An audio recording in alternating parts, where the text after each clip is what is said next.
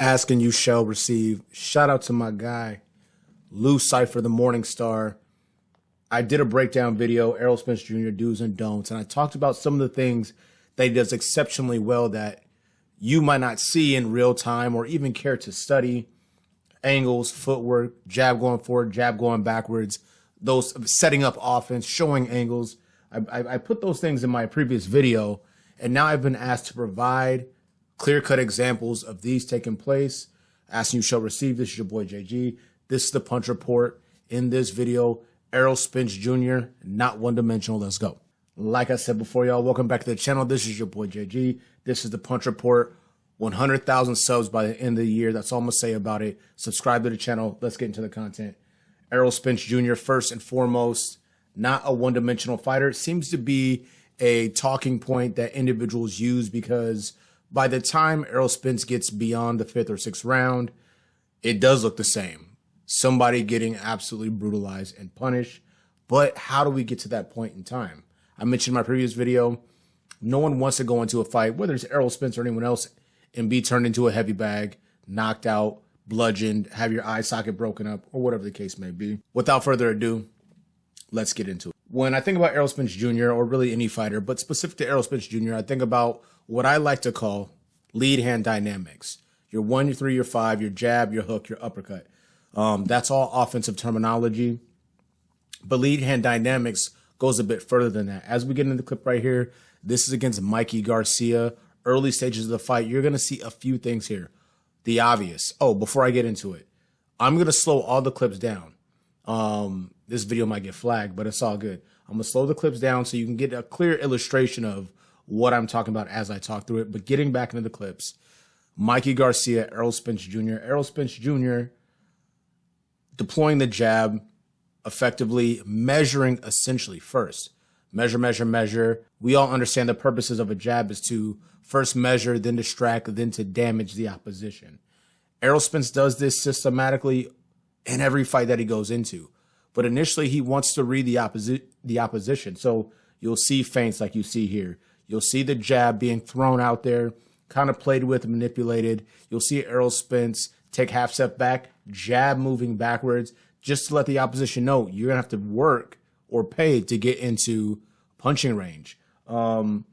Moving forward just a little bit, and this is the part that I wanted to talk about specifically when it comes to Errol Spence Jr. in this Mikey Garcia fight. The ability to manipulate the lead hand of the opposition. This is easier to do lefty versus righty. It's possible versus, righty versus righty, lefty versus lefty. Much easier to do lefty versus righty, but are you going to take the opportunity to do it? In the clip here, you see Errol Spence Jr. manipulating the lead hand, essentially taking away the lead hand action of a Mikey Garcia in an effort to set up his own work over the top as he steps to the outside of the lead foot and then get the right hand off. High-level boxing IQ. Errol Spence Jr. made it very known going into this fight, and then after the fight, he was even more explicit in stating, I had no intention of going here and brutalizing Mikey Garcia right away. I wanted to show my IQ. I wanted to box. I wanted to jab. I wanted to move. I wanted to show angles. If you go back, you take a look at this fight, you will see Errol Spence Jr. doesn't start burying his head in Mikey's chest and destroying the body until around 7 or 8, almost stops him in the 9th. We know that Mikey Garcia makes it to the end of that bout. This is just the beginning of demonstrating what Errol Spence can do outside of just punishing and brutalizing people, because you have to think about it. There's a reason why these fighters from different backgrounds and styles end up in a similar position. They have to be put in this position, the position of being in the high guard, setting your hands, and getting wrecked to the body. Another key focus of the lead hand dynamics would be the jab upstairs, the jab to the body, seeing the variety in the jab. And some of these videos will be on a loop, but I want everyone just kind of get an idea of what Errol Spence does well, how he disrupts the offense of the other oppositions, and like I mentioned before, create complexities that you as his opponent have to work through in order to establish your own game plan. Moving right along. Errol Spence Jr., Danny Garcia, really great fight. If you know anything about Danny Garcia, 140, 147, now at 154 pounds, 2-division world champion, competitive in every bout. He came up short a couple times in some of the bigger welterweight bouts that he was in, but I digress. In these video clips, what you're going to see is the closing of the distance, right? starting from the outside, establishing the jab, using sweeping shots, utilizing your reach advantage, moving to the mid distance, utilizing straight lefts, what would be my straight right off the shoulder, and then eventually breaking the opposition down enough to the point where you can kind of close in, what I would say irresponsibly, get to the body and start to wreck the opposition. In these clips here, what you're going to see, I'll throw some of them on a loop, is Danny Garcia doing his best to be also very basic, very fundamental, very responsible in his approach, succumbing to the pressure of the jab of Errol Spence Jr. Errol Spence Jr. recognizing the power and the skill set that Danny Garcia possesses and being responsible upon his approach. Danny Garcia is not a slouch. Errol Spence Jr. cannot come in here and go right to the body off rip. That needs to be set up and established over the course of multiple rounds before you can say, all right, I got this guy, and now I can start to punish him. The other thing with the Danny Garcia tape that I want you to focus on as we go to this clip right here is the footwork and the awareness of Errol Spence Jr. He's going to get Danny Garcia in trouble. Danny Garcia is going to go kind of a high guard, bend over, shell kind of situation, step around, land offense, ref will call you off, everything clean here, but it shows you the understanding of the footwork that is necessary to continue to put yourself in a position to land effective offense against the opposition. The Errol Spence Jr. Danny Garcia fight was a good fight, a compelling fight, but not a close fight.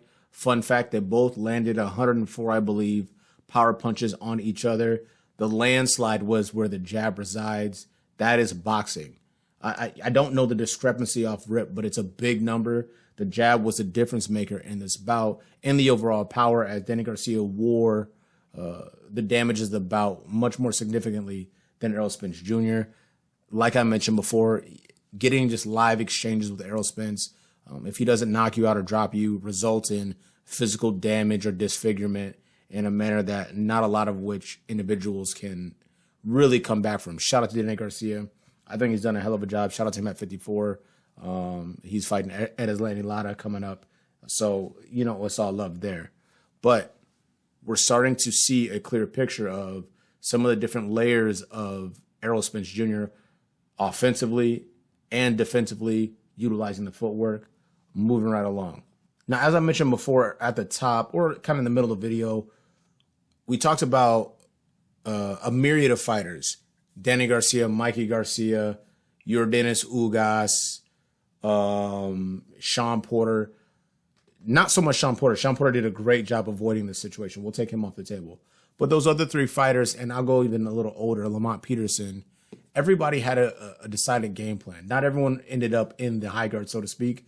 Mikey and Danny Garcia really did a good job avoiding being in the high guard. Danny Garcia spent a little too much time on the ropes. Mikey Garcia avoided that pretty much altogether. But ultimately, it's the offensive setups, the jab especially, the variety in which it's thrown, that puts individuals in the positions that we're going to display here in these clips, where I like to call it when the show is over. Errol Spence Jr. has established himself with the jab, disrupting your offense with his offense, his lead hand work, the lead hand dynamics, as I mentioned before. And now you get to see what I do call irresponsible Errol get his forehead into the chest of the opposition. You've already been beaten up at this point. Round 6, round 7, round 8 are upon you. And he knows that he's put in enough work, enough damage. He's deterred you enough to where he doesn't have to be as tactical, closing the distance in order to put damage on you and potentially close the show. For the rest of this video, I'm going to sprinkle in a couple examples of Errol doing highly technical, highly effective, highly versatile things that demonstrate his ability to box. Bud Crawford and Errol Spence Jr., they have different styles. Bud Crawford is more creative, I'd say, so to speak, where Errol Spence is what some would call basic, but fundamentals win at the end of the day. That's not my prediction. I've already given that. But ultimately, when you get into trouble, steadfast fundamentals are typically what you revert to. Those things keep you safe in moments of strife or, high contention. And Errol has that in spades. Where Bud Crawford is creative, Errol is disciplined and machine-like in his work rate. This is why it's a great fight. For the individuals in the comments, which I definitely appreciate, who go at each other, mostly create pretty good conversation. I understand why you feel strong and fervent in your particular position going with Errol or going with Bud Crawford. I totally get it.